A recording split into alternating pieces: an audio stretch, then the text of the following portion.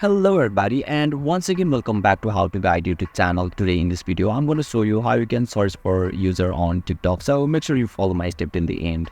First thing first, I assume that you already have an account on TikTok and already logged in, and now right after that you'll be able to see the interface of TikTok apps on your screen, where you can see search bar at top, where you simply need to click on it, and now you need to search for the user or account.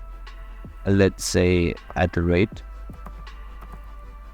Jason Turlo. Okay, now once you found it, just simply tap on it, and you will be able to search for any user or account successfully. So basically this is how you can search for user or account on TikTok. And if you still encounter any issue during this process, feel free to leave a comment and I'll be happy to assist you. If you found this video helpful, please give it a thumbs up, and if you are new to this channel, make sure to hit the subscribe button and set the bell icon to on so that you can stay updated with our latest content. Thank you for watching, and I'll see you next time.